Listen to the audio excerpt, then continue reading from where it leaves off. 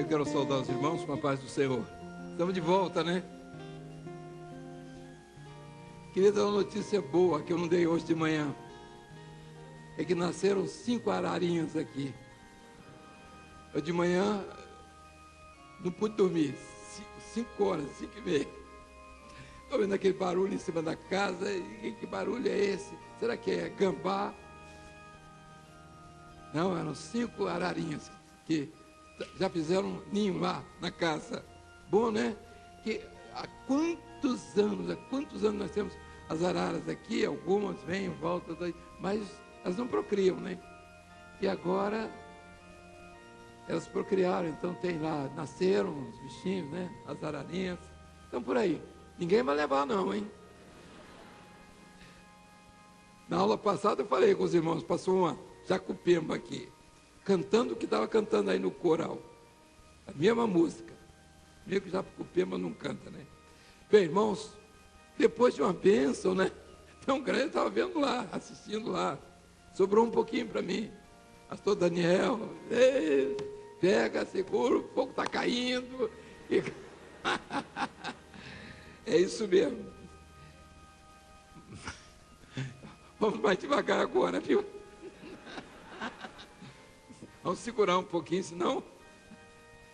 Bom, o texto nosso é Provérbios 24, verso 6. Vamos ler comigo? Provérbios 24, verso 6. Pronto? Ninguém prega em Provérbios, né? 24, 6, vamos lá. Porque, comigo, porque com conselhos prudentes tu farás a guerra, e a vitória na multidão dos conselheiros. Meus irmãos, é importante saber que a igreja é uma instituição que foi colocada no mundo dentro de um projeto. Hoje pela manhã o pastor já falou muito sobre isso. Há muita coisa para falar mais sobre igreja. Mas ela foi colocada sob um aspecto, vamos dizer, bem didático. E Paulo se refere à igreja como um corpo, onde as funções são exercidas sob um comando do cabeça, que é o centro neurológico, todas as coisas. Então, está ali no cérebro e dali saem todas as orientações para o corpo, para se situar, né, para que o corpo saiba onde está e se relacione com tudo que está em sua volta. Isso se chama vida. Então, é muito importante saber que a igreja é um corpo vivo. Por outro lado, também a igreja é colocada como se fosse um exército, onde existe um comandante, onde existem os subordinados, onde existem armas para serem usadas, um exército que precisa estar pronto, um exército que vai se defender, vai entrar nas batalhas.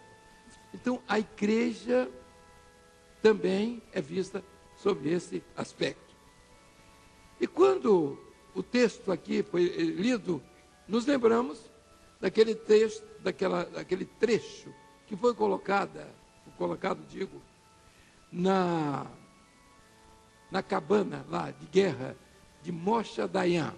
Moshe Dayan foi aquele general israelense que foi o grande e valoroso comandante e comandou a Guerra dos 6 Dias de Israel. Se não me engano, foi isso mesmo, né? A Guerra dos 6 Dias foi Moshe Dayan. E ele colocou lá na casernazinha dele lá, esse versículo: fazei as guerras do Senhor com inteligência, e com conselhos prudentes se faz a guerra. Então ele mostrou isso nos combates e tudo isso. Mas nós vamos ver a igreja sobre alguns aspectos. A primeira coisa, para se vencer as batalhas, nós temos que entender que nós estamos lutando, nós estamos numa batalha.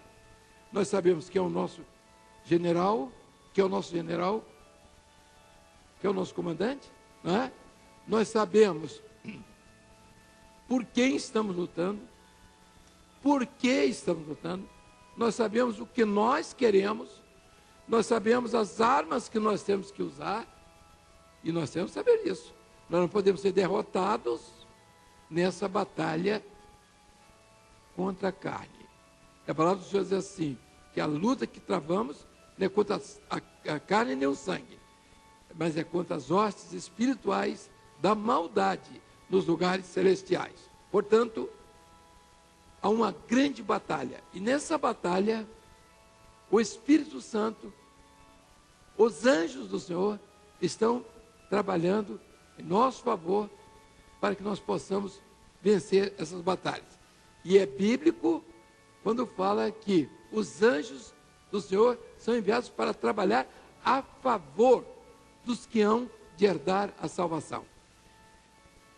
Então nós estamos vivendo esse momento.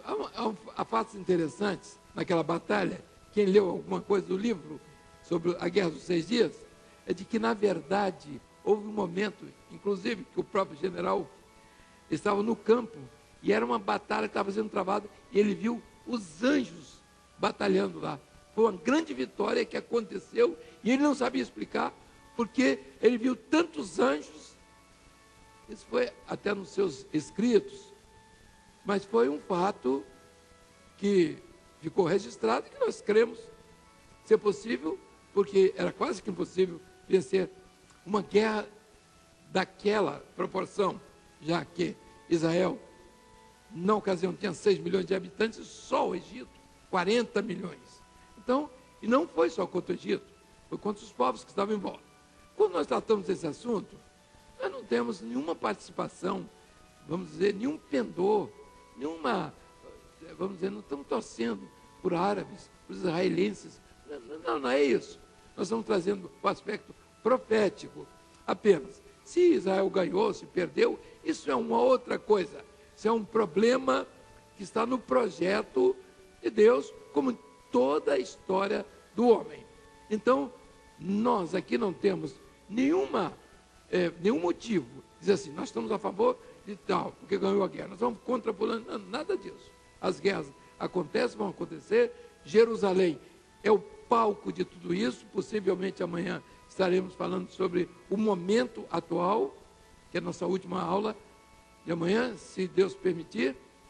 E nós vamos ver que, na verdade, tudo está caminhando para dentro de Israel, especialmente Jerusalém. As guerras não vão acabar, em hipótese nenhuma. E tudo que está girando é em torno de Jerusalém. Tudo. Todas as guerras que estão ali, mata para cá, mata para lá, deserto, isso, cidades, destruição. Tudo está voltado para a cidade de Jerusalém. E amanhã nós vamos ver sobre isso. Mas hoje, nós vamos lembrar o seguinte, que nas batalhas, nós temos que entender o que é fundamental na questão de corpo. Corpo é governo e disciplina. Vamos aqui, só colocar aqui. Corpo é governo e disciplina. Se não houver governo e disciplina, não existe corpo. Um dom espiritual não pode existir ou não pode ter os efeitos se não houver governo e disciplina. E corpo, exército, tem as mesmas características. O corpo tem que ter governo, no cérebro, né? O cérebro, e disciplina. Eu não posso. O cérebro diz assim, levanta o braço, eu levanto o pé. Não é assim. Quando o cérebro determina que eu levante o pé, eu não posso levantar o braço. Eu atendo às determinações que vêm do centro neurológico, que é do cabeça. Nós tivemos muitos movimentos, eu vou fazer um parênteses só aqui, tivemos muitos movimentos da história, grandes movimentos, chamados até de avivalistas, e isso aconteceu. No século XVIII, por exemplo, tivemos o grande avivamento. Escócia, País de Gales, Estados Unidos, homens, nomes surgiram depois disso, como Moody, como Finney, como Wesley. Então, vários deles, homens que surgiram naqueles momentos para definir um grande projeto. Aconteceu o seguinte: qual foi o problema? Foi derramado o Espírito Santo? Foi. Mas o que faltou foi governo e disciplina. Uma coisa é o fogo, está aqui, o fogo vai cair na panela. Está aqui a panela. A outra coisa é o fogo cair no sofá. Veja aqui, quando o fogo é direcionado para o lugar certo, é a bênção. O que é que aconteceu? Os grandes movimentos chamados avivalistas, o fogo começou a cair no sofá, na sala, em vez de cair na panela. E por falta de governo e disciplina. Os irmãos querem ver uma coisa? Do período dos grandes avivamentos, não surgiu uma palavra revelada. A palavra revelada, os irmãos já estão no quinto período, já sabem mais ou menos o que é a palavra revelada. Veio sair conosco aqui, nesse período final agora, nesses últimos 50 anos. Então veja aqui, por que isso aqui não aconteceu no período dos grandes avivamentos? Não tinha governo, não tinha disciplina, cada um fazia o que quer. Estou com dom aqui, eu falo aqui, eu dali, eu grito para lá, tem dom de língua ali, tem visão para cá, isso não funciona. Quando o Senhor nos chamou para essa obra, o Senhor disse: eu quero duas coisas.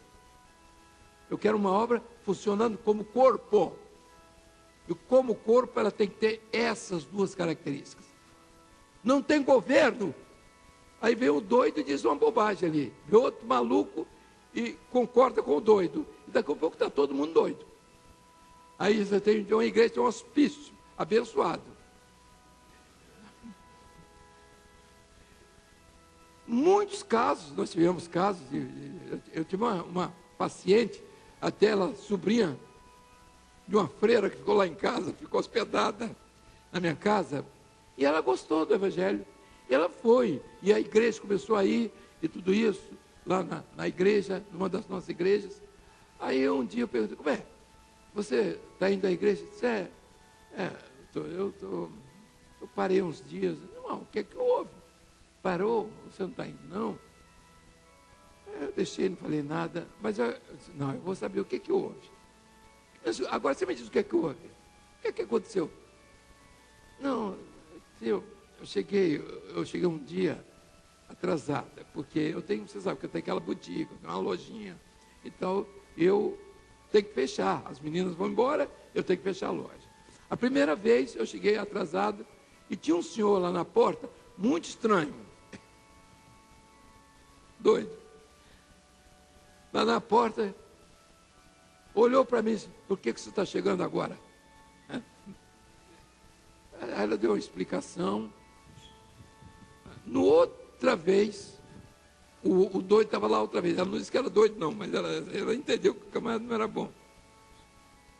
Já é a segunda vez, né? Por hoje, está certo. Na terceira vez, eu não vou mais. Eu não fui mais. Mas aí eu fiz uma força e apareci lá. Quando cheguei lá, aí doido, você sabe como é que é? Ele fala olhando em cima de você e falando com a boca dele na sua boca. E olhando assim, arregala os olhos e fica. Eu fiquei espantada com ele. Ele disse: olha, eu vi um anjão, um anjo grande, um anjão. Eu digo: sim. Você estava descosta, ele te dava um empurrão, você ia lá embaixo.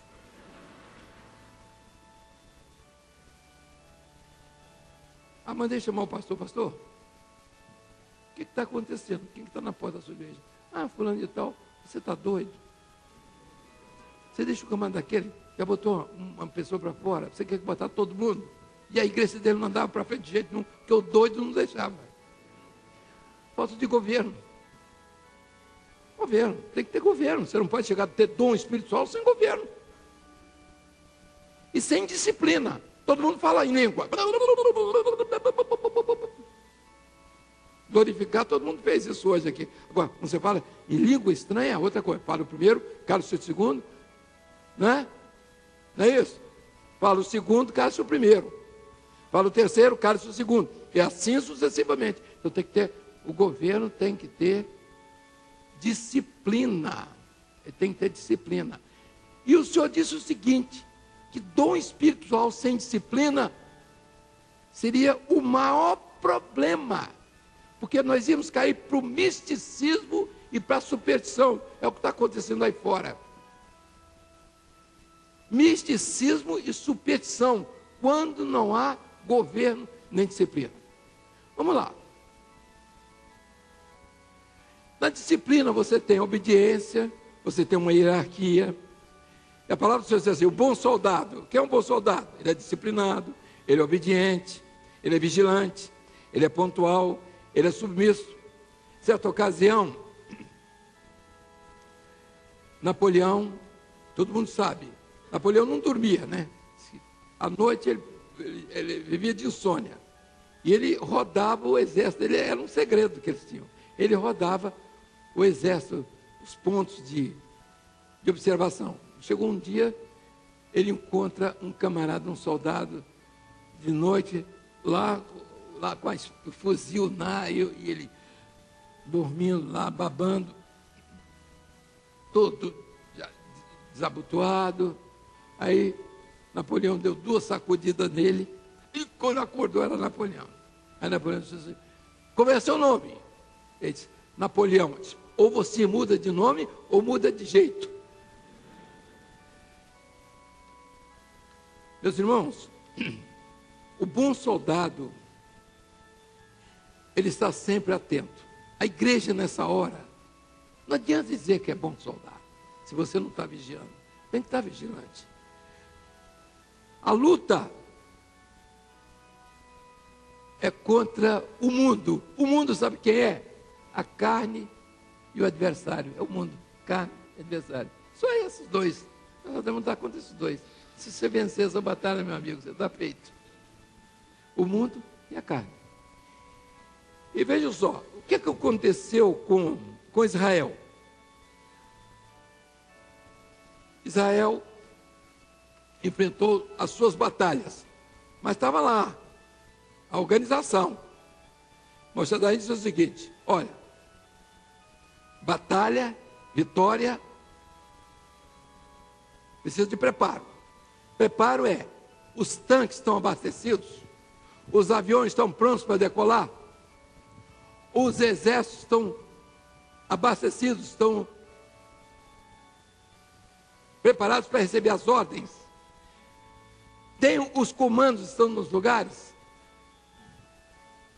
a recepção das informações está chegando. Aconteceu um fato nessa batalha dos 6 dias, de que um comando de Israel subiu para aquela região que é chamada Passo de Mitra, que é um desfiladeiro que existe, é uma passagem entre Israel, era o deserto do Sinai. Passou dali, então já vê o outro lado, já vê o canal do Mar Vermelho. E houve uma orientação do comandante-geral de que fosse feito um patrulhamento, como de costume. Eles deviam se colocar em posição de saber a movimentação das tropas egípcias por ali, as patrulhas egípcias, e eles deveriam ficar praticamente num local assim, uma bacia, no deserto, lugar um pouco fundo, para que eles não fossem vistos.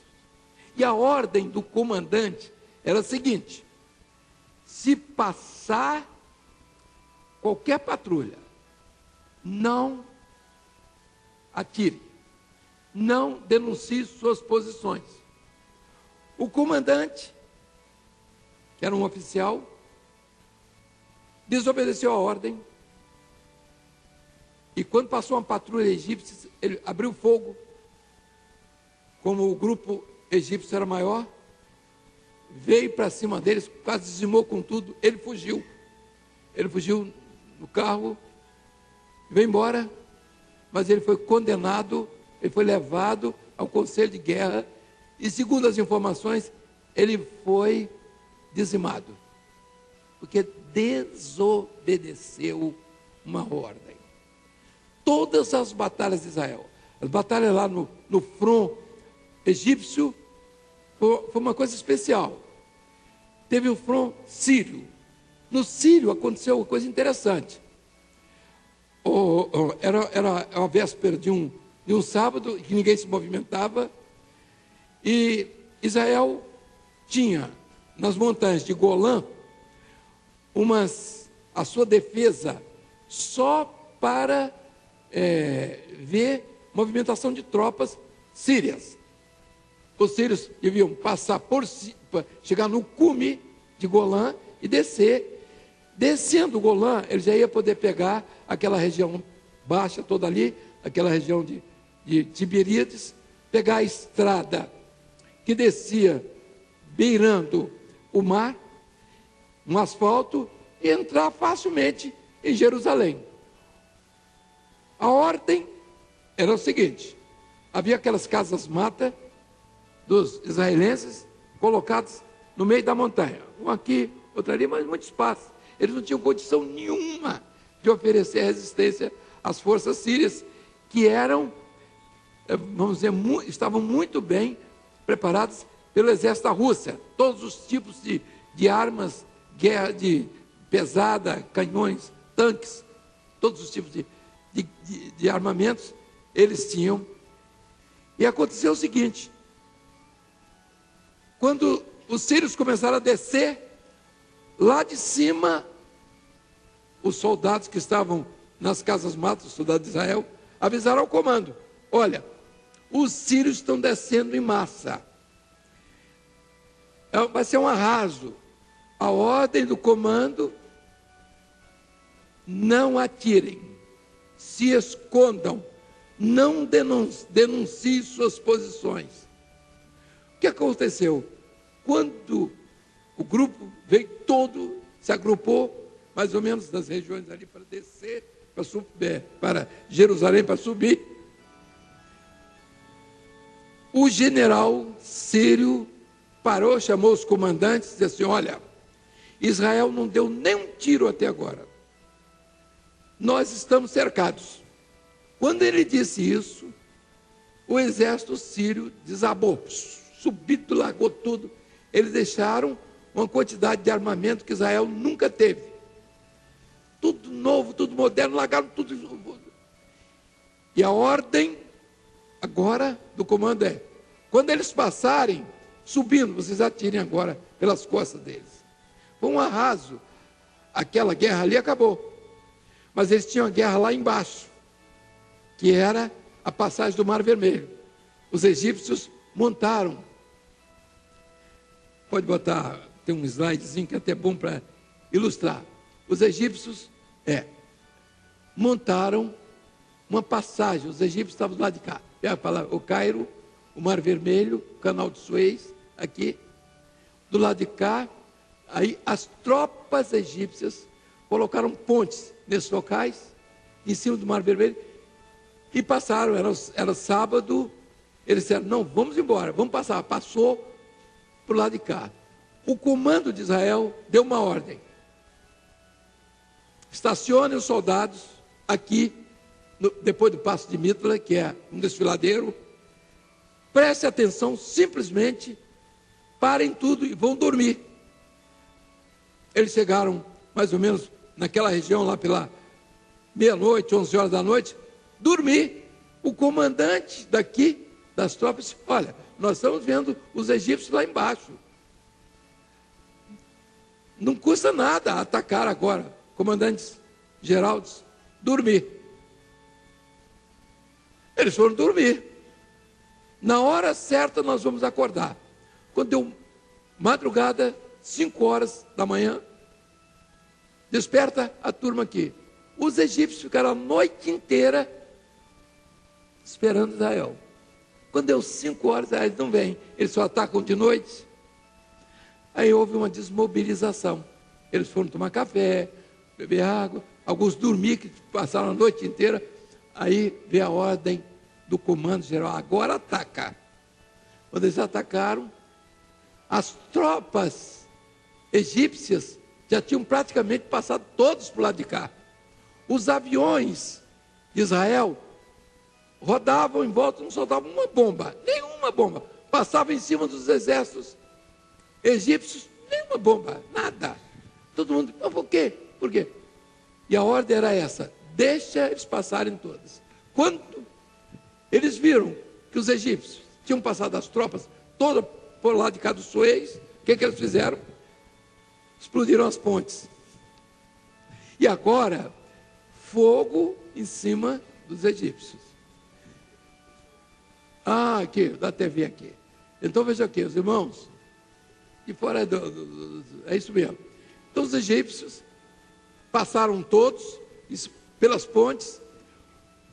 Veio a ordem agora para a aviação: destrói essas passagens.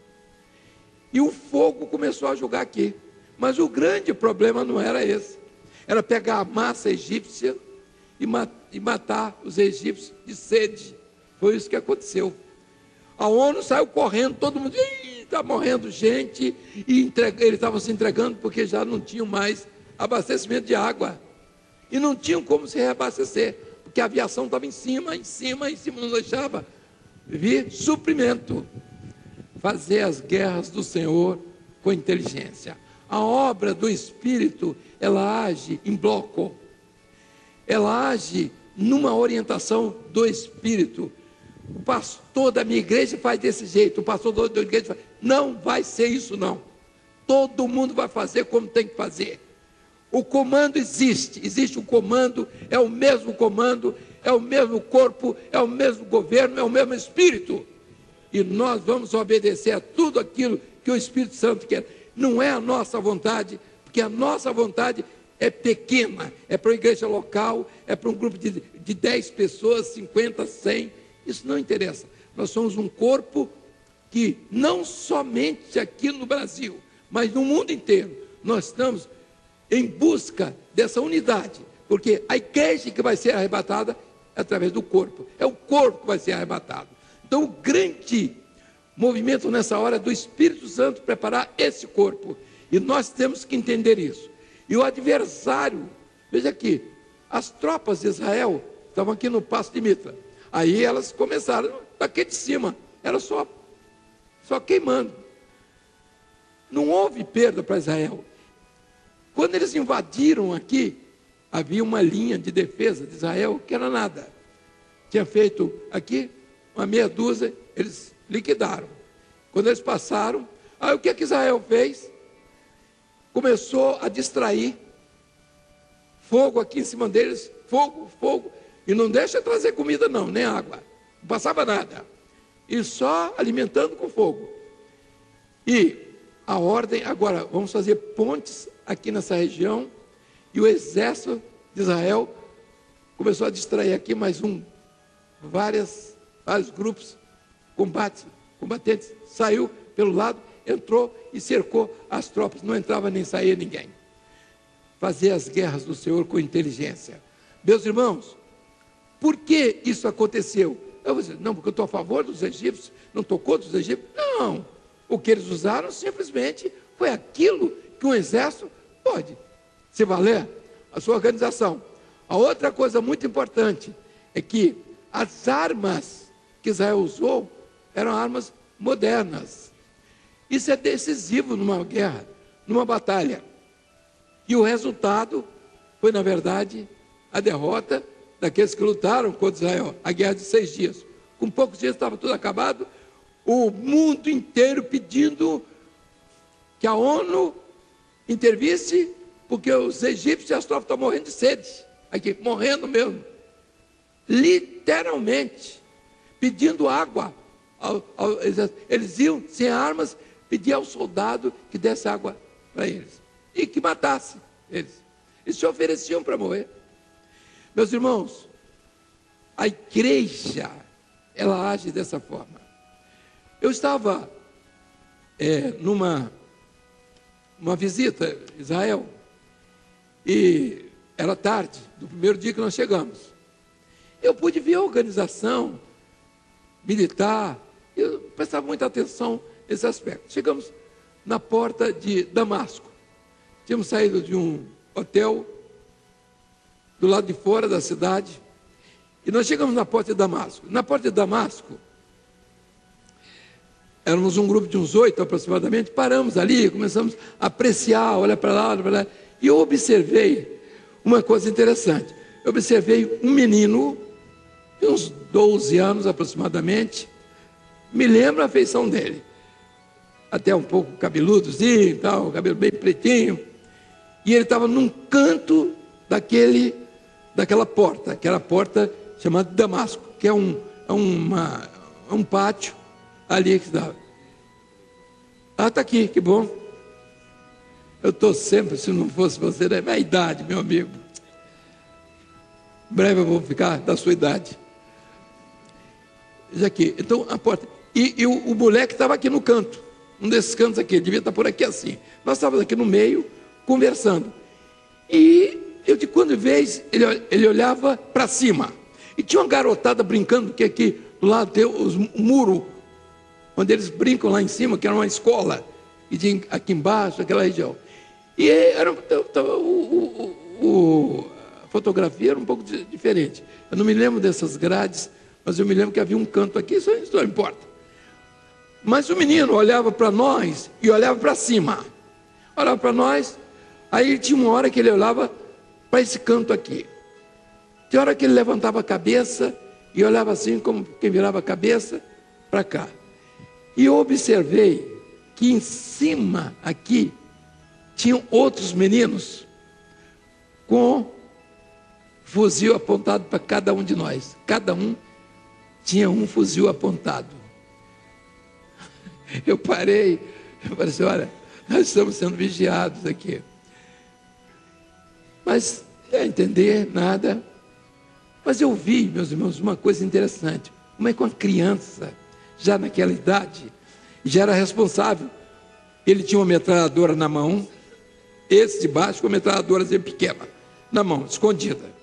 Ele disse, ele tem um troço ali na mão que eu vou ver o que era. E foi ver uma metralhadora. E os outros com a arma apontada.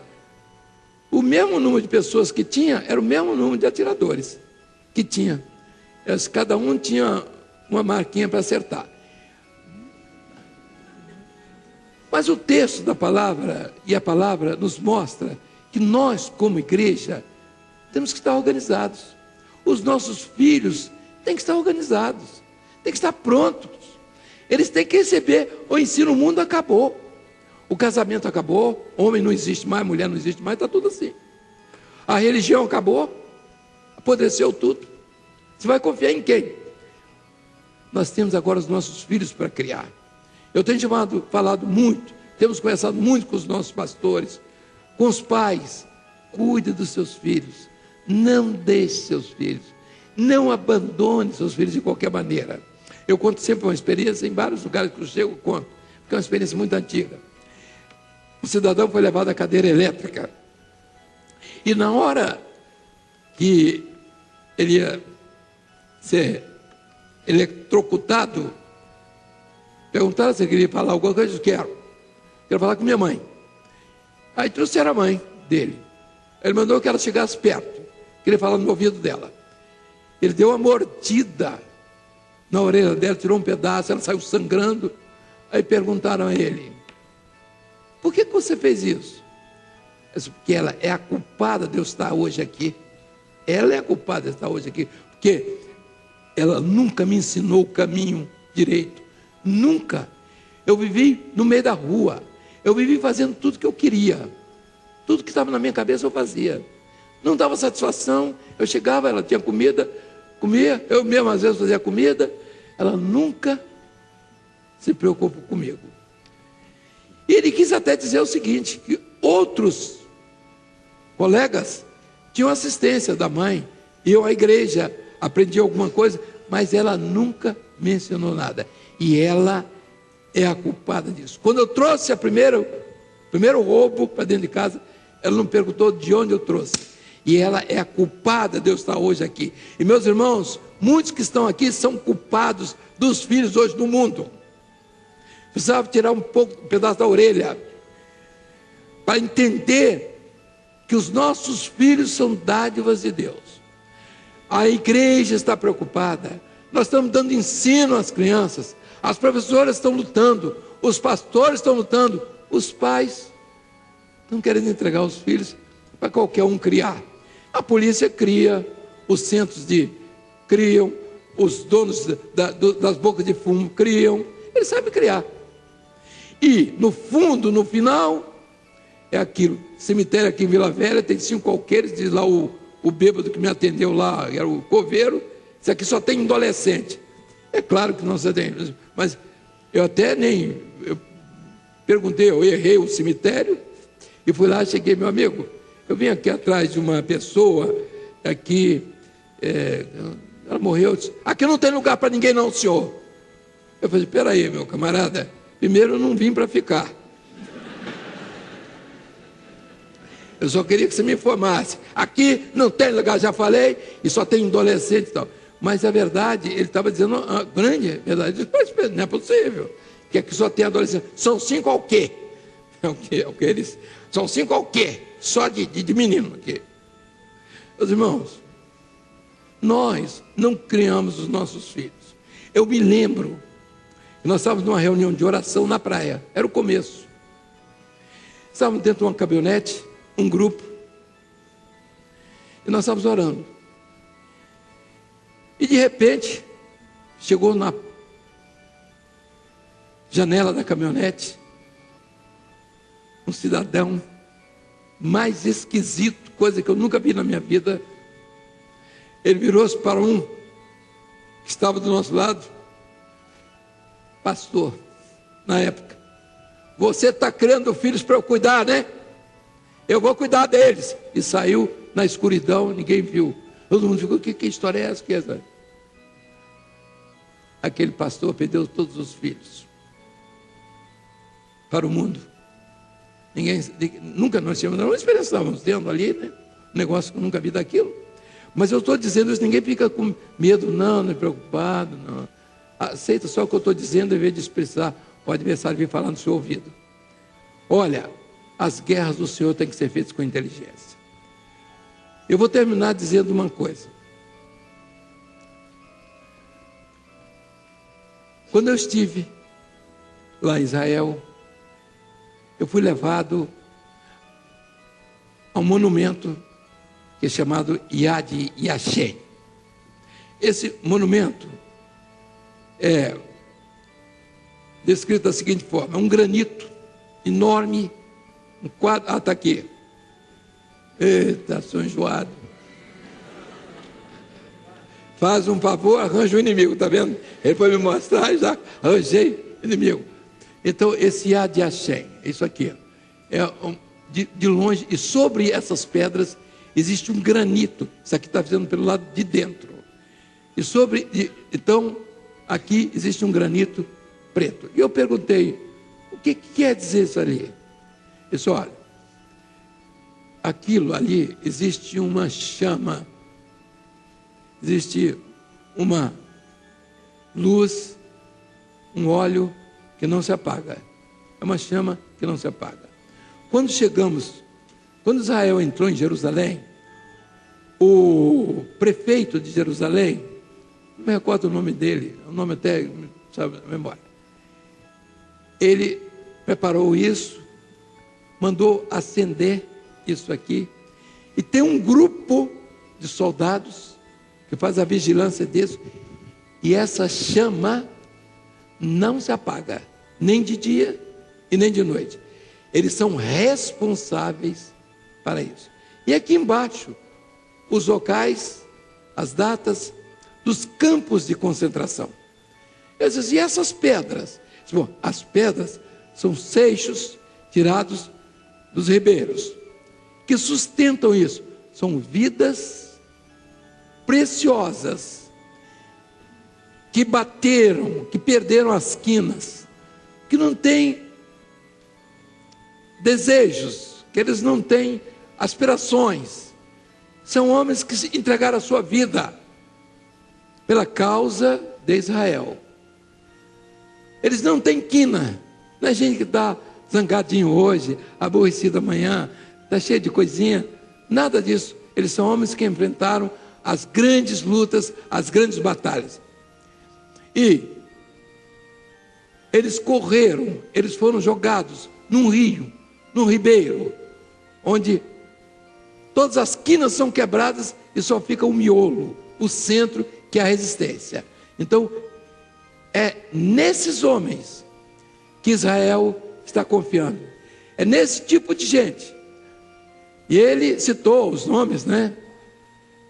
De vários homens que entraram aí. Vocês vão ter uma ideia?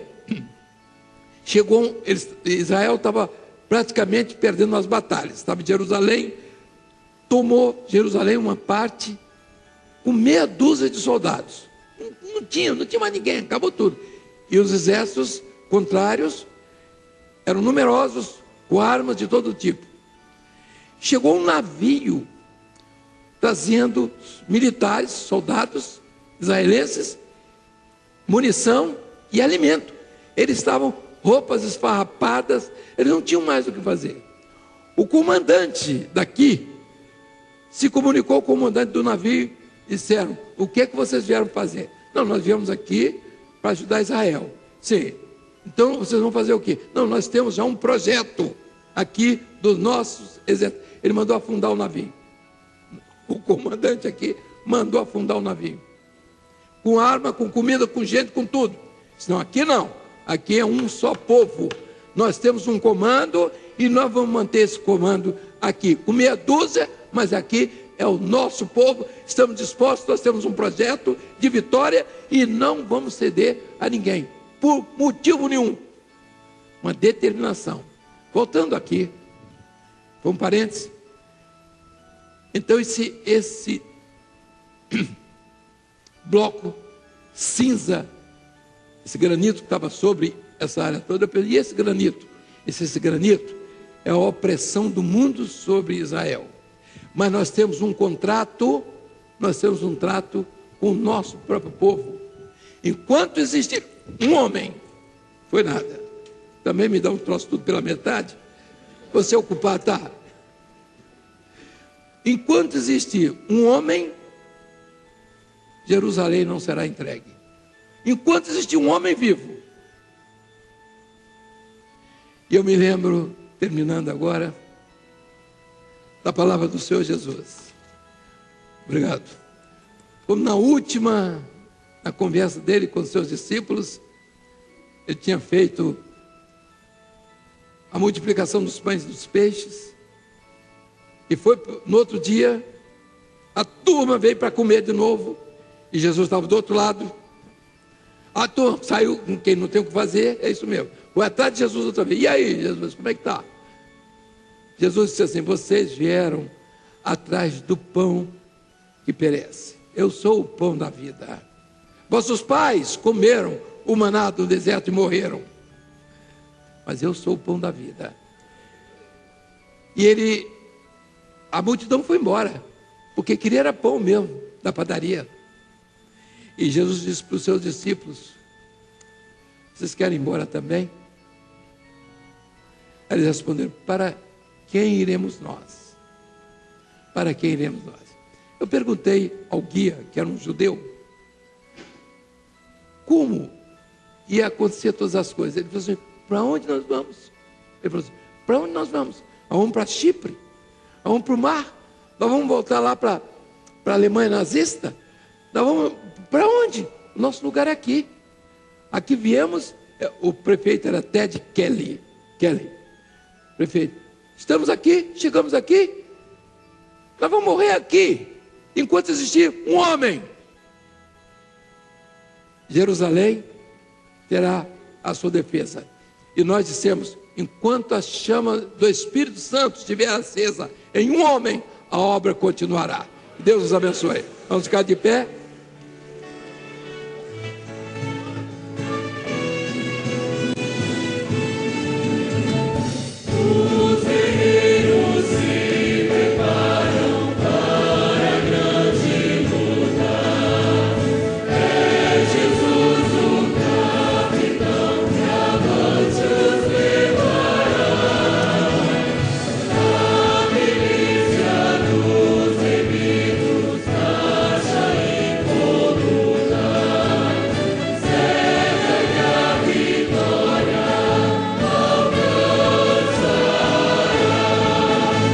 Homens. Está com Cristo, onde a luta